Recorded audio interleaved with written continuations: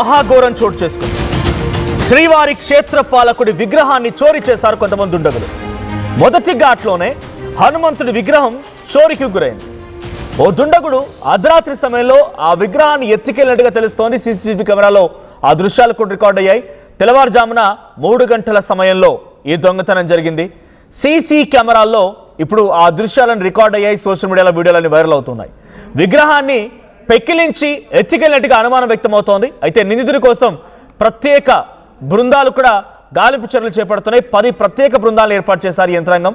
ఇక టీటీడీ యంత్రాంగంపై కూడా భక్తులు ఆగ్రహం వెలగక్కుతున్నారు. ఆంజనేయ స్వామి విగ్రహం చోరీ పైన భూమన కరుణాకర్ రెడ్డి కూడా ఆగ్రహం వెలగక్కుతూ ఉన్నారు.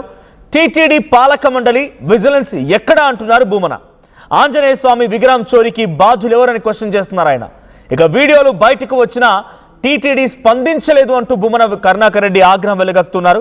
సో మన సీసీటీవీ ఫుటేజ్లో చూస్తున్నాం. తెల్లవారుజామున 3 గంటల సమయంలో ఆంజనేయ స్వామి విగ్రహం వరకు ఆయన బహుశా మాల ధరించే ఉన్నాడు. కాళ్ళకి చెప్పులు లేవు, మెడలో ఒక కండువా లాంటిది ఉంది. అక్కడికి వెళ్తాడు. అక్కడ వెళ్ళి ఆ ఆంజనేయ స్వామి విగ్రహాన్ని పెకిలించి ఆ కండువాలో కప్పేసుకొని అలా పరుగులు తీస్తున్న విజువల్స్ మనం చూడొచ్చు. ఎగ్జాక్ట్గా 2 గంటల 49 నిమిషాల సమయానికి, సో మంగళవారం రోజున 2 గంటల 49 నిమిషాల సమయానికి ఎగ్జాక్ట్గా ఆ సంఘటన చోటు చేసుకుంది. సో అలా బయటకు వచ్చి అక్కడి నుంచి పరుగులు తీస్తున్న దృశ్యాలు కూడా మనం చూస్తూ ఉన్నాం. సో అక్కడ ఎవరు కూడా లేరు. ఆ సమయంలో నిర్మానుష్యంగా ఉంది ఆ ప్రాంతం అంతా. సో మొదటి ఘాట్ దగ్గర ఉన్నటువంటి క్షేత్ర పాలకుడి యొక్క హనుమంతుడి విగ్రహాన్ని చోరీ చేసుకొని వెళ్ళడం, అక్కడి నుంచి అపహరించుకొని వెళ్ళడంతో ఈ వీడియోలు వైరల్ అవడంతో టీటీడీ ఇంకా స్పందించలేదు అన్నట్టుగా భూమన కరుణాకర్ రెడ్డి ఆగ్రహం వెలగక్కుతున్నారు. సో ఎగ్జాక్ట్గా ఇక్కడే ఆ విగ్రహం ఉండేది. సో ఆ విగ్రహం ఉన్నటువంటి చోటిదే. ఇప్పుడు ఆ విగ్రహం కనిపించట్లేదు. అక్కడ ఆ విగ్రహాన్ని దొంగలించుకొని వెళ్ళారు. సో మరి ఎవరు చేసిన పని ఉంటుంది? నిజంగానే భక్తుడే ఈ విగ్రహాన్ని దొంగలించుకొని వెళ్ళాడా, లేదు ఇంకెవరైనా అక్కడికి అన్య మతస్థులు వచ్చి ఇంకేదైనా కుట్ర పన్నాలనుకున్నారా? అసలు ఆ విగ్రహం చోరీ పైన ఇప్పుడు ఎలాంటి రియాక్షన్స్ వస్తున్నాయో చూడాలి. ఒకసారి ఈ సంఘటన పైన వైసీపీ నేత భూమన కరుణాకర్ రెడ్డి రియాక్ట్ అయ్యారు. ఆయన ఏం మాట్లాడారో చూద్దాం. పవిత్రమైన తిరుమల ధర్మక్షేత్రంలో అత్యంత ఘోరమైనటువంటి అపచారం కూటమి పాలనలో, చంద్రబాబు గారి ఏలుబడిలో సనాతన వాదానికి కట్టుబడున్నటువంటి బ్రహ్మర్షి పవన్ కళ్యాణ్ గారి నేతృత్వంలో ఉన్నటువంటి ఈ ప్రభుత్వం నిర్వహిస్తున్న ధార్మిక మండలి సారథ్యంలో ఉన్నటువంటి టీటీడీ పాలనా వ్యవస్థలో కొన్ని సంవత్సరాలుగా, చరిత్రకందని సంవత్సరాలుగా 7వ మైలు దగ్గర పూజలు అందుకుంటున్నటువంటి వెంకటేశ్వర స్వామి క్షేత్రపాలకుడైన శ్రీ ఆంజనేయ స్వామి వారి విగ్రహాన్ని, ఆ ప్రతిమను దొంగలు దొంగిలించుకుపోయారు. మొన్న ఈ మధ్యనే జరిగినటువంటి హనుమాన్ జయంతి రోజున టీటీడీ సాక్షాత్తు పెద్ద అధికారులు అక్కడ చాలా ఆర్భాటంగా ఆ ఆంజనేయుని ప్రతిమకు పెద్ద ఎత్తున పూజలు నిర్వహించినారు. ప్రతి సంవత్సరము కూడా నిర్వహించేటువంటి ఆనవాయితీ ఉన్నది. ప్రతిరోజు కాలినడకన పోయేటువంటి దాదాపు 25,000 మంది భక్తులు, అలాగే సరిగ్గా ఆంజనేయ స్వామి ఇక్కడ పూజలు అందుకుంటున్నటువంటి సంగతి తెలిసి కార్లలోనూ ఇతర వాహనాలలోనూ వచ్చేటువంటి భక్తులంతా కూడా ఆ 7వ మైలు దగ్గర ఉన్నటువంటి ఆ పెద్ద ఆంజనేయ స్వామి విగ్రహాన్ని చూసి వెంటనే దిగి ఈ స్వామి వారిని, చిన్న స్వామి వారిని పూజలు జరపటం అన్నది ఎన్నో సంవత్సరాలుగా జరుగుతున్నటువంటి విషయం.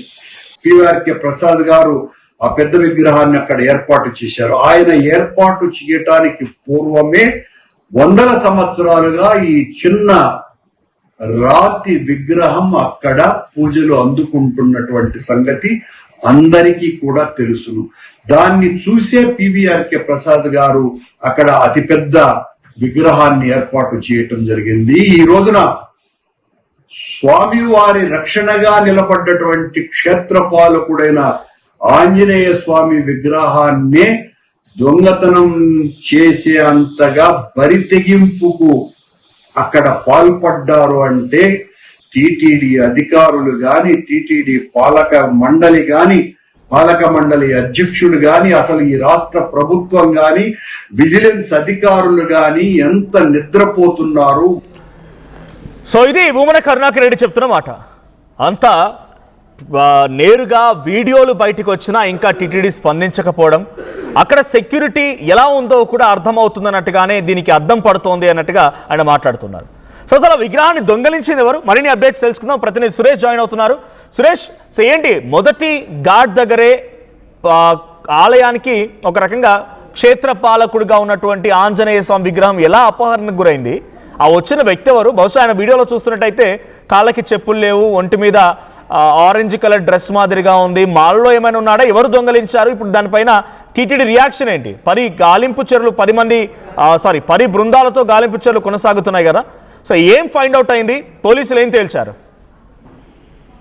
ఏదైతే మొదటి ఘాట్ రోడ్ లో ఉన్నటువంటి ఆంజనేయ స్వామి ఆలయం వద్ద ఉన్నటువంటి చిన్న విగ్రహం, ఏదైతే ఆంజనేయ స్వామి విగ్రహం ఉందో ఆ విగ్రహం అన్నది ఇవాళ ఉదయం ఏదైతే 2:45 గంటల సమయంలో ఒక వ్యక్తి, మాల ధరించినటువంటి వ్యక్తి ఆ విగ్రహాన్ని తీసుకొని తన కండువాలో కప్పుకొని పరిగెత్తుతున్నటువంటి ఆ సీసీ ఫుటేజ్ దృశ్యాలు కూడా బయట వచ్చినటువంటి పరిస్థితి. అయితే ఈ విగ్రహం చోరీ అంశం అన్నది మాత్రం తీవ్ర కలకలం రేపుతుందని చెప్పాలి. ఏదైతే ఇప్పటికే ఈ అంశం మీద మాజీ టీటీడీ చైర్మన్ భూమన కరుణాకర్ రెడ్డి కూడా మాట్లాడినటువంటి పరిస్థితి ఉంది.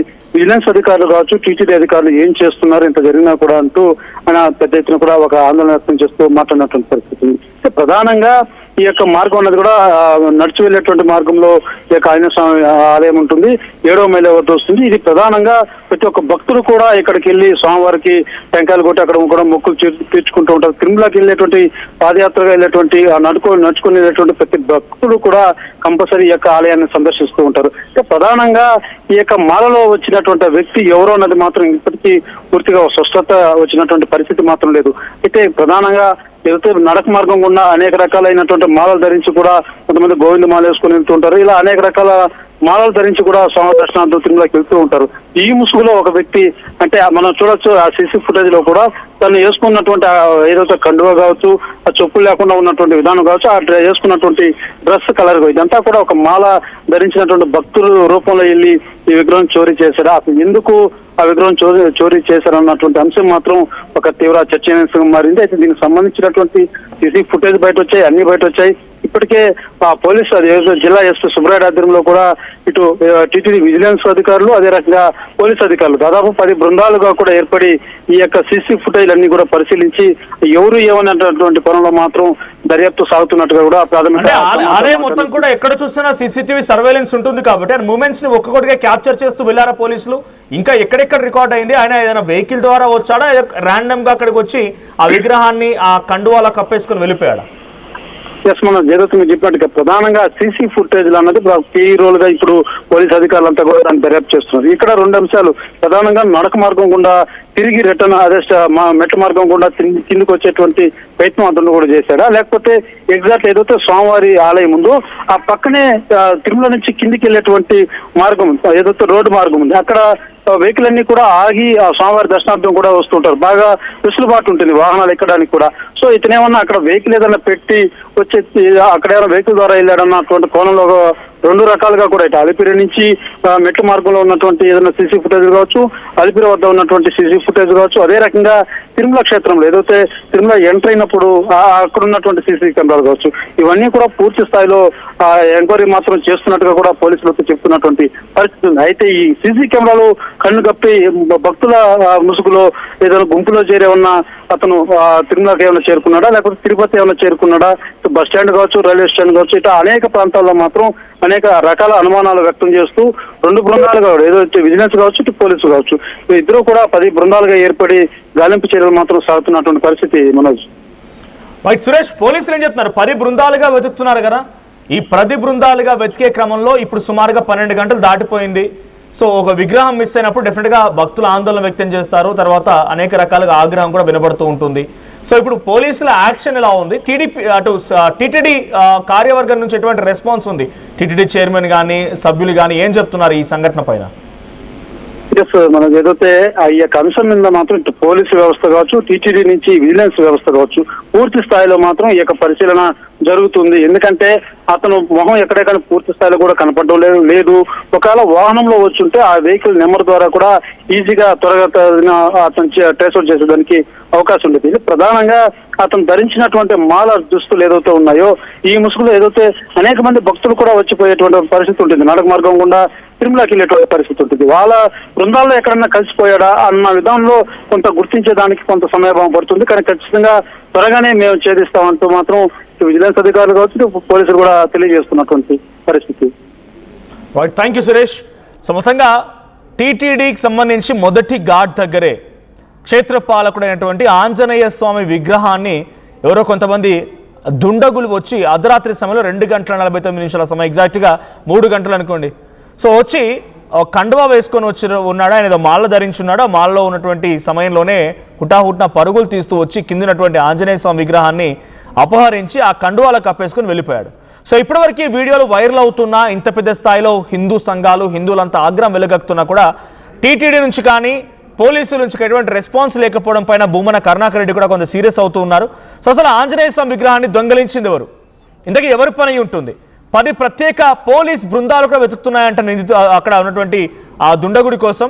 తిరుమలకు వెళ్ళాడా లేకపోతే ఇంకేదైనా జరిగిందా, ఎక్కడికైనా పరారైపోయాడనే కోణాల్లో కూడా ప్రస్తుతానికి ఈ ఇన్స్పెక్షన్ జరుగుతోంది, ఈ ఎంక్వైరీ జరుగుతోంది. బట్ ఇప్పటివరకు ఏం ఫైండ్ అవుట్ చేయలేకపోయారు. సో ఎవరి పని అయి ఉంటుంది, ఎవరు చేసి ఉంటారనేది మాత్రం ఇంకా క్వశ్చన్ మార్గానే చూడాలి. కానీ ఆంజనేయ స్వామి విగ్రహాన్ని అపహరించాల్సిన అవసరం ఎవరికి వచ్చి ఉంటుంది? ఎవరు ఆంజనేయ స్వామి విగ్రహాన్ని అపహరించమని చెప్పి ఉంటారు? సో ఎందుకు ఇదంతా జరగాల్సి వచ్చింది? సో అడుగడుగు సీసీటీవీ సర్వేలెన్స్ ఉన్నటువంటి టీటీడీలో ఇప్పుడు ఈ విగ్రహం చోరీకి గురి కావడం అనేది కొంత ఆందోళన గురి చేస్తోంది. మరి దీని వెనుక ఎవరున్నారో తెలియాల్సి ఉంది. సో ఒకసారి మళ్ళీ భూమన కరుణాకర్ రెడ్డి ఏం మాట్లాడారో చూద్దాం.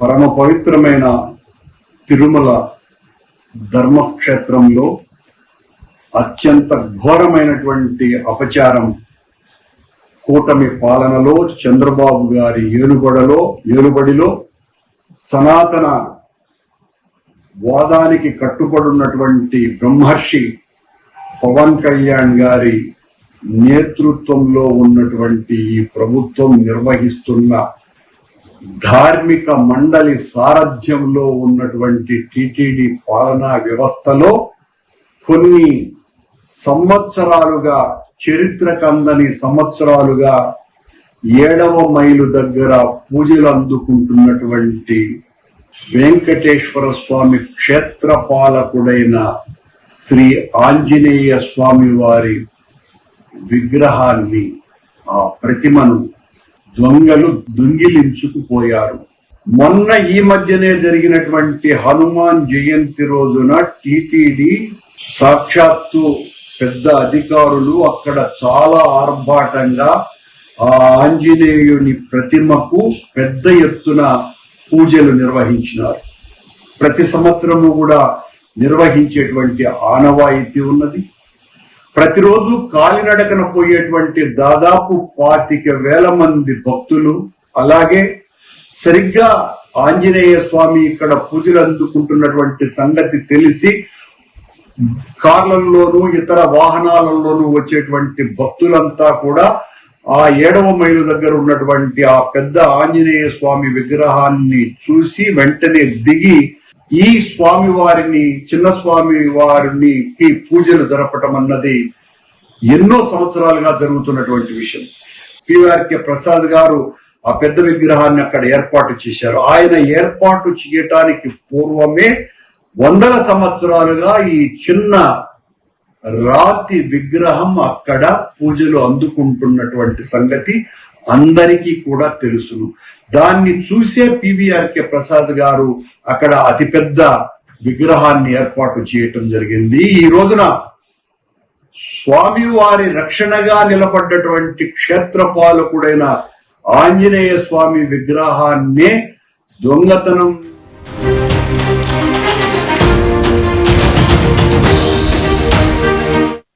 ఎప్పటికప్పుడు నయా న్యూ ట్రెండ్ ని మనకు అందిస్తూ అప్పుడు ఇప్పుడు ఎప్పుడైనా మనందరి చాయ్ కిసాన్ ఫ్యాషన్ మాల్ వచ్చేస్తుంది మన ఈసీఎల్ కి జూలై 24న గొప్ప ప్రారంభం. ఏం కొన్నావురా? అమ్మకి 10, అత్తమ్మకి 6, అమ్మమ్మకి 4 కేజీలు చీరలు మావా. అబ్బో ఇక్కడ కేజీ చీరలు కొంటే అర కేజీ చీరలు ఫ్రీ అంట. Churidar, men's wear, kids wear 1+1, 2+1 మస్తు ఆఫర్లు ఉన్నాయి. మరి ఇంకా మాంగళ్య ఆషాఢం కేజీ సేల్ అంటే తెలుసు కదా. మాంగళ్య షాపింగ్ మాల్ కేజీల్లో సేల్, టన్నుల్లో ఆనందం. అందరికీ నమస్కారం. నేను మీ అనసూయ భారద్వాజ్. ఆషాఢ మాసం సందర్భంగా మన కాసం ఫ్యాషన్స్ ఏపీ అండ్ తెలంగాణలోని 24 స్టోర్స్ లో సరికొత్త ఆఫర్స్ తో మీ ముందుకు వస్తుంది. అంతేకాకుండా ఈ ఆషాఢ మాసంలో మన ప్రత్యేకత కిలో చీరలు కొనండి, అర కిలో చీరలు ఉచితంగా పొందండి. Pure in its form with grace made noble.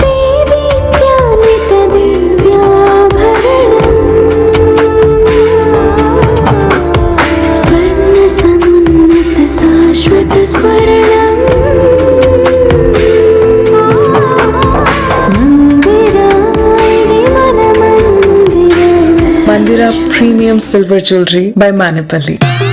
I'm Rishabh, a digital marketing strategist and a football player. I refuse to be one. At Anurag University, be everyone you dream to be. Tournament కి ముందు paint ఎలా చేస్తాం?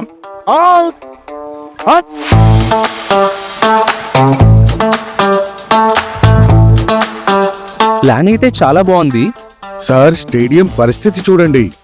Tournament ముందు paint ఎలా చేస్తాం? Techno paints ఉందిగా. Techno paints, township, dam, stadium లేదా మనీళ్ళు paints నుంచి పెయింటింగ్ వరకు పూర్తి సొల్యూషన్ కావాలంటే మేమున్నాం. కానీ సార్ టైం కి పూర్తవుతుందా? రోజుకు 23 లక్షల స్క్వేర్ ఫీట్ పెయింటింగ్ చేయగల సామర్థ్యం, 5,000 మంది స్కిల్డ్ లేబర్ టీం మా వెంట ఉంది. 23 లక్షల? అవును, ప్రపంచ స్థాయి రంగులు, అద్భుతమైన షేడ్స్ తో భారతదేశపు అసలైన పెయింట్ మరియు పెయింటింగ్ శక్తిని నేనే. VR techno paints. Techno paints.